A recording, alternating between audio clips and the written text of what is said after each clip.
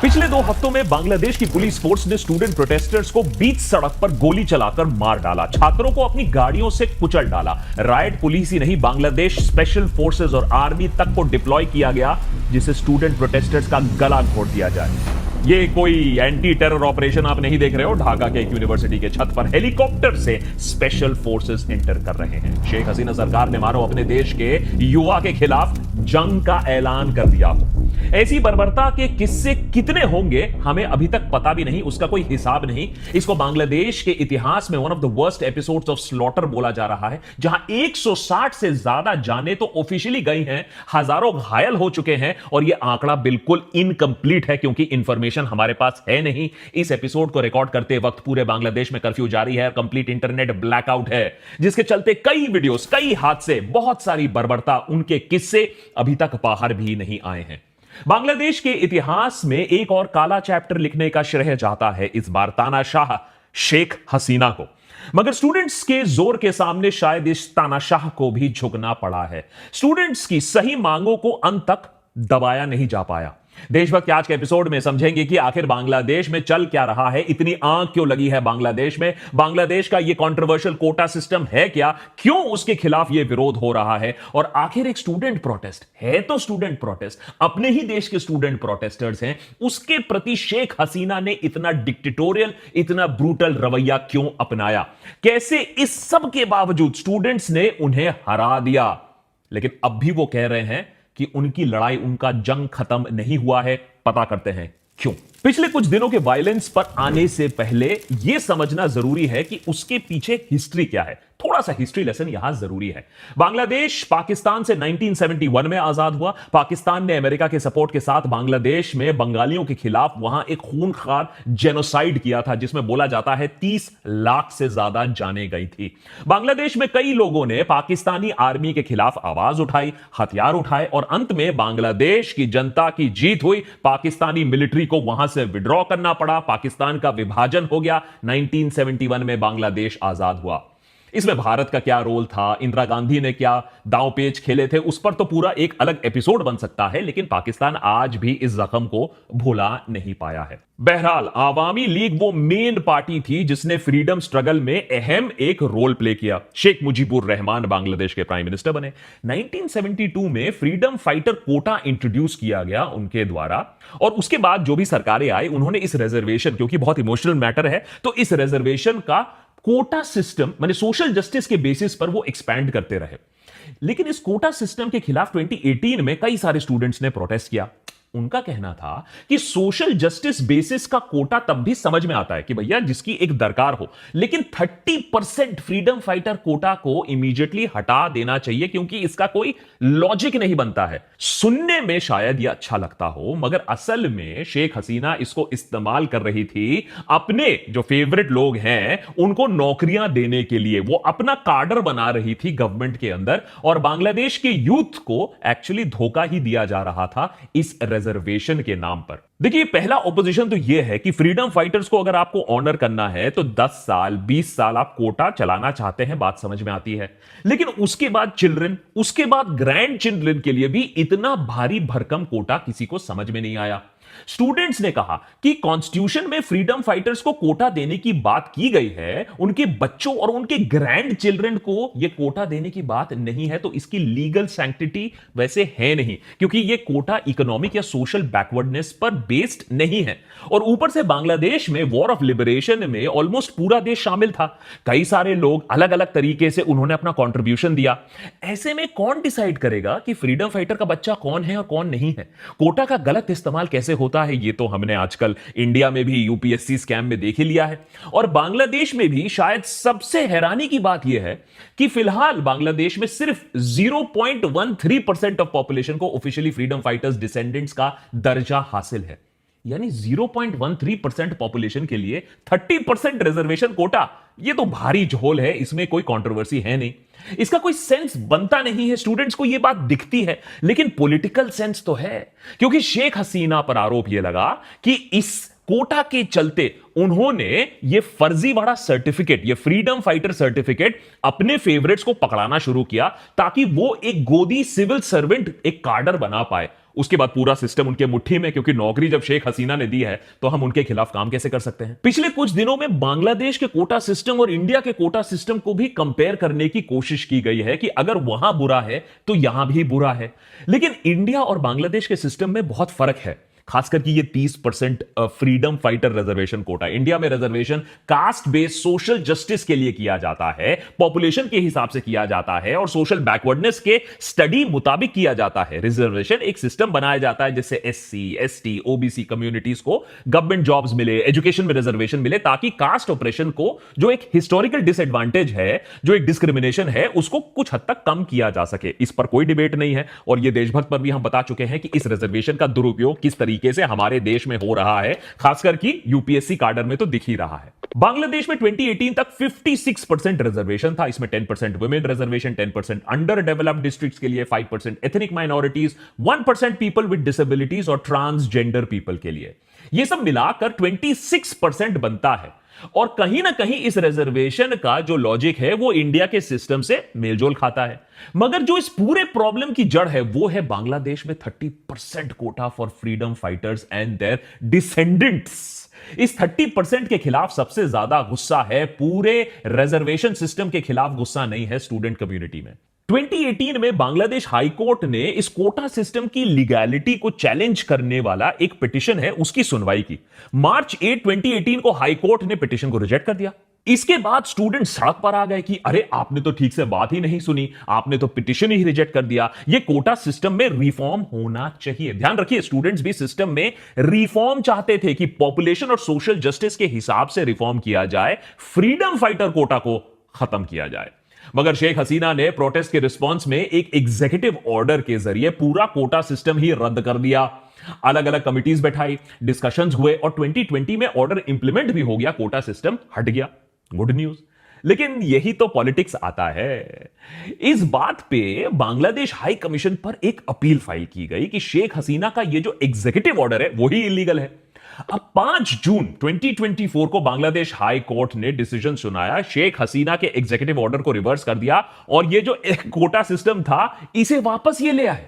Students ने नाराजगी फिर से जताई और कहा कि 2018 में शेख हसीना ने एक झटके में पूरा कोटा सिस्टम को खत्म कर दिया था, तो वो अब भी स्टूडेंट्स की मांगे सुनकर एक reformed quota system executive order के जरिए ला तो सकती है, या वो इतने दिनों से एक बिल पारित कर सकती थी अगर इस मैटर पर सीरियस थी। मगर शेख हसीना ने ऐसा नहीं किया। उल्टा उनकी सरकार ने बांग्लादेश सुप्रीम कोर्ट के अपीलेट डिवीजन में एक अपील डाली। मगर स्टूडेंट्स का परसेप्शन तो अलग ही था ना, कि शेख हसीना जानबूझकर इस मामले को टाल रही हैं और कहीं ना कहीं 30% ये जो फ्रीडम फाइटर कोटा था ये री-इंट्रोड्यूस करने का ही एजेंडा चल रहा है। अब लोगों का विश्वास शेख हसीना पर क्यों नहीं है, इस पर ही एक लंबा एपिसोड बन सकता है, उनके तानाशाही पर। लेकिन पॉइंट यह है कि जब 1 जुलाई तक, यानी ऑर्डर के करीबन 1 महीने जब वो गुजर गए, जब हसीना ने कोटा रिफॉर्म को लेकर कोई एक्शन नहीं दिखाया, कोई इंटरेस्ट नहीं दिखाया, तब जाकर प्रोटेस्ट शुरू हुआ। तो ऐसा मत सोचिए कि आनन फानन में स्टूडेंट सड़क पर आ गए। मगर यहां एक सवाल तो आ सकता है कि भाई कोटा को वापस लाना तो हाई कोर्ट का ऑर्डर था, शेख हसीना के खिलाफ ये प्रोटेस्ट क्यों हो रहे हैं? सुप्रीम कोर्ट में मामला पेंडिंग है, तो स्टूडेंट शेख हसीना को दोषी क्यों बता रहे हैं? ये इसलिए कि पुलिस से लेकर सुप्रीम कोर्ट तक सब कुछ शेख हसीना के इशारों पर चलता है बांग्लादेश में। और यह समझना बहुत जरूरी है कि बांग्लादेश में किस तरीके का एक डिक्टेटोरियल रूल चल रहा है। जनवरी 2024 में शेख हसीना को बांग्लादेश के इलेक्शन में एक हिस्टोरिक जीत मिली। लेकिन वो हिस्टोरिक क्या था? वो इलेक्शन ही नहीं था। इलेक्शन में सिर्फ और सिर्फ शेख हसीना की आवामी लीग ने कंटेस्ट किया, ऑपोजिशन पार्टी शामिल ही नहीं हुई। Too much fakery going on. और ये जानी मानी एक global anti corruption organisation transparency international कहना है कि ये इलेक्शंस जो बांग्लादेश में हुए वो वन साइडेड थे, वो फर्जी थे। शेख हसीना की गोदी इलेक्शन कमीशन ने वोटर लिस्ट, पोल, शेड्यूल, कॉन्स्टिट्यूशन, डिलिमिटेशन उनके फेवर में किया। गोदी जुडिशरी ने इलेक्शंस के पहले कुछ महीने पहले 1500 से ज्यादा ऑपोजिशन लीडर्स को कन्विक्ट किया। साइबर सिक्योरिटी एक्ट के जरिए सरकार ने इंडिपेंडेंट मीडिया आउटलेट्स को चुप कराने की कोशिश की, जर्नलिस्ट को जेल में डाला। यहां तक कि नोबेल लॉरिएट यूनिस मोहम्मद, जिनके माइक्रो फाइनेंसिंग मॉडल के चलते बांग्लादेश में एक इकोनॉमिक मिरेकल आया था, उन पर भी शेख हसीना की सरकार केस पर केस करती रही। यह फॉर्मूला शायद आपने कहीं सुना भी होगा। 2024 इलेक्शंस में बांग्लादेश की मेन ऑपोजिशन पार्टीज ने कहा कि हम आपको बॉयकॉट करते हैं, आपको हम शर्मसार कर देंगे। कहा कि जब तक एक ऐसी असली इंडिपेंडेंट इलेक्शन कमीशन और केयरटेकर गवर्नमेंट का गठन नहीं होता है, तब तक हम इलेक्शन में हिस्सा नहीं लेंगे। उनका पॉइंट यह था कि शेख हसीना को कॉर्नर करने का। शेख हसीना में अलग ही फकीरी है। उन्होंने कहा कोई बात नहीं, हम बिना ऑपोजिशन ही इलेक्शन करवा देते हैं, कोई जरूरत नहीं है, ऑपोजिशन मुक्त बांग्लादेश। बांग्लादेश के हर इंस्टीट्यूशन पर शेख हसीना का कंट्रोल है, हर चीज उनके इशारों पर चलती है। जब हाई कोर्ट ने जून 5, 2024 को कोटा सिस्टम रीइंट्रोड्यूस किया, तो ऑब्वियसली स्टूडेंट्स का मानना था कि यह कोई हाई कोर्ट का इंडिपेंडेंट फैसला नहीं है, बल्कि शेख हसीना का ऑर्डर है। वो बस अपने फैसले को जुडिशरी से एक ठप्पा पड़वाकर, जुडिशियल स्टैंप लगवाकर री इंट्रोड्यूस करना चाहती थी ये कोटा, जिससे वो सिविल सर्वेंट्स अपने मनपसंद लोगों को बना दे। तो जब करीब 1 महीने तक कोई एक्शन नहीं लिया गया शेख हसीना गवर्नमेंट से, तब जाकर असली प्रोटेस्ट शुरू हुआ। 1 जुलाई को स्टूडेंट प्रोटेस्ट इंटेंसिफाई होता है। शेख हसीना अपनी डिक्टेटोरियल टूल किट बाहर लाती हैं। पहले स्टूडेंट्स को बहलाने की कोशिश होती है कि मामला तो अब सुप्रीम कोर्ट में पहुंच रहा है, तो प्रोटेस्ट मत करो। फिर आरोप लगाया गया कि स्टूडेंट्स को ऑपोजिशन पार्टीज गुमराह कर रही हैं, उनको पॉलिटिकल टूल किट बनाकर इस्तेमाल किया जा रहा है। पर ऐसा है नहीं, क्योंकि स्टूडेंट मूवमेंट जो था वो काफी हद तक डिसेंट्रलाइज था। कोई सेंट्रल पॉलिटिकल लीडरशिप कोई खास तरीके से थी नहीं, और खास करके ऑपोजिशन का इस मूवमेंट में कंट्रोल बिल्कुल नहीं था। हां, बाहर से सपोर्ट करने की जरूर कोशिश की गई है। स्टूडेंट्स ने शुरुआत में यूनिवर्सिटीज में धरना दिया। फिर 7 जुलाई को प्रोटेस्टर्स ने नेशन वाइड ब्लॉकेड शुरू कर दिया। रास्ता रोको और रेल रोको प्रोग्राम सारे मेजर शहरों में शुरू हुए। बड़े स्केल पर मूवमेंट था, मगर पीसफुल था। स्टूडेंट्स का मानना था कि उनके पास और कोई चारा नहीं है। इस प्रेशर के चलते सुप्रीम कोर्ट के एपेलेट बेंच ने हाई कोर्ट के इस कंट्रोवर्शियल जजमेंट पे स्टे लगा दिया, और 7 अगस्त को, काफी टाइम बाद, 7 अगस्त को सुप्रीम कोर्ट ने कहा कि इस पर हियरिंग होगी। शेख हसीना ने स्टूडेंट से कहा कि भाई अब तो प्रोटेस्ट रोक दो, अब तो हियरिंग होने वाली है 7 अगस्त को। लेकिन स्टूडेंट्स को शेख हसीना पर बिल्कुल भरोसा नहीं है, and we can't blame them, क्योंकि काम ही उन्होंने ऐसे किए हैं पास्ट में। प्रोटेस्ट कंटिन्यू रहे और शेख हसीना ने 14 जुलाई को स्टूडेंट्स को एंटी नेशनल घोषित कर दिया। एक प्रेस कॉन्फ्रेंस में कहा कि फ्रीडम फाइटर्स के ग्रैंड चिल्ड्रन को नहीं तो क्या ये प्रोटेस्टर्स चाहते हैं कि हम रजाकारों के ग्रैंड चिल्ड्रन को कोटा दे? बेसिकली स्टूडेंट प्रोटेस्टर्स को प्रो रजाकार बुला दिया। अब कॉन्टेक्स्ट के लिए, रजाकार वो लोग थे जिन्होंने 1971 के लिबरेशन वॉर में पाकिस्तान आर्मी की मदद की थी। यानी स्टूडेंट प्रोटेस्टर्स को सबसे ऊंचे दर्जे का एंटी नेशनल टैग दे दिया। रजाकार इतना पावरफुल शब्द है बांग्लादेश में, आप समझिए कि टुकड़े टुकड़े gang, Khan market gang, Soros gang, libtard, secular, गद्दार, एंटी नेशनल, सबको मिक्स कर दो, प्रो मैक्स बना दो, तब जाकर आपको मिलेगा ये रजाकार शब्द, ये इंसल्ट। स्टूडेंट्स हर्ट हुए, स्टूडेंट्स गुस्सा हुए, प्रोटेस्ट लेकिन और इंटेंसिफाई हो गए। स्टूडेंट्स ने उल्टा नारा लगाना शुरू किया, 1 2 3 4, हम सब रजाकार। कौन है हम? कौन है हम? रजाकार। किसने बोला? किसने बोला? Autocrat, autocrat.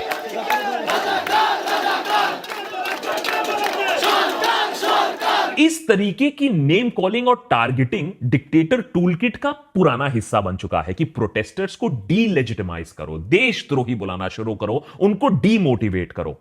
अगले ही दिन 15 जुलाई को हमले शुरू हो गए। आवामी लीग के जनरल सेक्रेटरी ने 15 जुलाई को कहा कि बांग्लादेश छात्र लीग, जो कि आवामी लीग का स्टूडेंट विंग है, वो प्रोटेस्टर्स को करारा जवाब दे सकते हैं।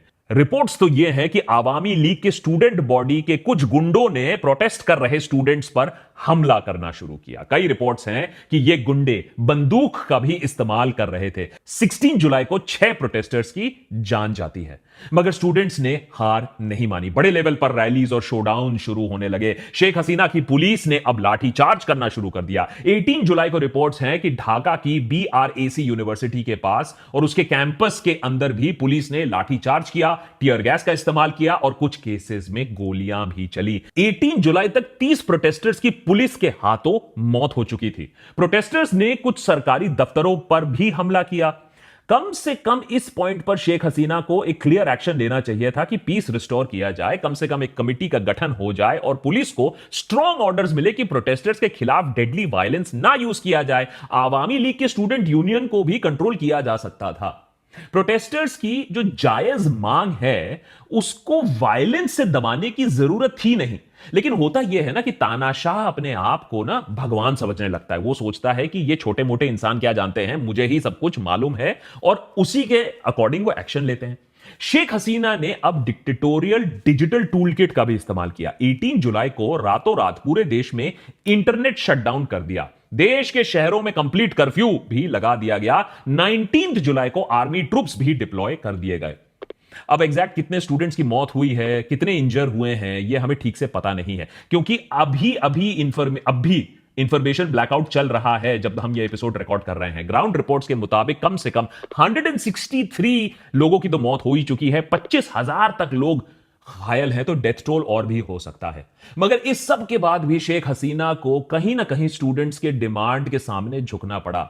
जो सुप्रीम कोर्ट ने हियरिंग 7 अगस्त को होनी थी, फिर हियरिंग को प्रीपोन किया गया। 21 जुलाई को बांग्लादेश के सुप्रीम कोर्ट ने एपेलेट बेंच के इस डिसीजन को, कोटा सिस्टम को बदल ही दिया। 56% से सिर्फ 7% तक कोटा ले जाया गया है, जिसमें 5% फ्रीडम फाइटर के डिसेंडेंट्स के लिए होगा, 1% एथनिक माइनॉरिटीज के लिए और 1% डिसेबल्ड और ट्रांसजेंडर पीपल के लिए है। स्टूडेंट पावर के सामने पूरे सिस्टम और पूरे सत्ता में बैठे तानाशाह को भी, हसीना को भी बात माननी ही पड़ी। मगर अब भी प्रोटेस्ट खत्म नहीं हुए हैं, अभी भी संकट टला नहीं है। स्टूडेंट्स का कहना है कि उनकी लड़ाई जारी रहेगी जब तक पिछले कुछ दिनों में अरेस्ट हुए सैकड़ों प्रोटेस्टर्स को पुलिस इमीडिएटली रिहा नहीं करती है। और उनका यह भी डिमांड है कि ये सारे जो ऑफिशियल्स हैं जिनकी वजह से ये मौतें हुई हैं, उनको रिजाइन करना पड़ेगा।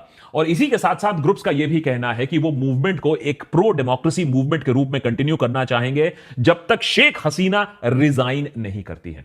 फिलहाल स्टूडेंट्स ने अपना प्रोटेस्ट 2 दिनों के लिए सस्पेंड किया है। इस एपिसोड को रिकॉर्ड करते समय तक बांग्लादेश में इंटरनेट, याद रखिए, सस्पेंडेड है, तो अभी भी शेख हसीना और भी नए पैतरे खेल सकती है। यह भी बात चल रही है कि जब तक सरकार, शेख हसीना सरकार, एक कमीशन का गठन नहीं करती है जिससे ढंग से एक रिप्रेजेंटेटिव कोटा सिस्टम ना बन पाए, तब तक ये जो प्रोटेस्ट है ये चलते रहेंगे। अब क्या ये सब सच में होगा क्या, या फिर से किसी बैकडोर के जरिए शेख हसीना अपनी मनमर्जी करने की कोशिश करेगी? क्या आवामी लीग के स्टूडेंट यूनियन के गुंडों और वायलेंट पुलिस के खिलाफ कोई एक्शन लिया जाएगा? ये सब तो देखने वाली बात है, ज्यादा हम ऑप्टिमिस्टिक नहीं है। मगर एक चीज तो साफ है कि कोई अपने आप को कितना भी ताकतवर तानाशाह बनने की कोशिश कर ले या समझने की गलती कर ले, आम जनता के पावर के सामने उसको झुकना ही पड़ता है, खास करके स्टूडेंट पावर। ये वही स्टूडेंट्स हैं जो 1948 से 1952 तक लैंग्वेज मूवमेंट लीड कर रहे थे। बांग्ला को उर्दू के साथ बराबरी के लिए अनडिवाइडेड पाकिस्तान में इन्होंने जंग लड़ी थी। और जब पाकिस्तान ने यह बात नहीं मानी तो 1971 के लिबरेशन वॉर में भी यूनिवर्सिटीज का बहुत बड़ा हाथ था। 1991 के एंटी मिलिट्री रूल और प्रो डेमोक्रेसी मूवमेंट में भी स्टूडेंट्स का बहुत अहम रोल है बांग्लादेश में। और आज स्टूडेंट सिर्फ कोटा रिफॉर्म के लिए नहीं, बांग्लादेश में डेमोक्रेसी के लिए भी लड़ रहे हैं। ये स्टूडेंट्स जानते हैं कि शेख हसीना के अनडेमोक्रेटिक पॉलिसीज से इकोनॉमी डूब रही है, अनएम्प्लॉयमेंट, इन्फ्लेशन बढ़ रहा है। अरे वहां लोग, जो वर्किंग पॉपुलेशन जो बोला जाता है, बांग्लादेश में भी तो इतनी मैन्युफैक्चरिंग की जॉब्स थी, वो धीरे धीरे कम हो रही हैं। तो वो भी जानते हैं कि सिस्टम को बदलना होगा अगर देश को ठीक करना होगा। कई लोग इंडिया में ये कह रहे हैं कि बांग्लादेश के प्रोटेस्ट रिजर्वेशन के खिलाफ है। इंडिया में भी ऐसे रिजर्वेशन के खिलाफ प्रोटेस्ट होने चाहिए और कोटा को हटा देना चाहिए। यह बांग्लादेश के सिचुएशन की कंप्लीट मिसअंडरस्टैंडिंग है, क्योंकि बांग्लादेश का जो 30% फ्रीडम फाइटर कोटा था वो किसी भी सोशल जस्टिस पर आधारित नहीं था। लेकिन इंडियन स्टूडेंट्स बांग्लादेश के युवा से एक चीज जरूर सीख सकते हैं कि ये जो डिक्टेटोरियल रवैया है स्टूडेंट प्रोटेस्ट के खिलाफ, उसके सामने झुकना नहीं है। शेख हसीना गोदी ब्यूरोक्रेसी, गोदी जुडिशरी, गोदी इलेक्शन कमीशन बना ले, पुलिस लाठी गोली बरसा दे, प्रोटेस्टर्स को एंटी नेशनल बुला दे, लेकिन तानाशाही एंड में नहीं चलेगी, नहीं चलेगी।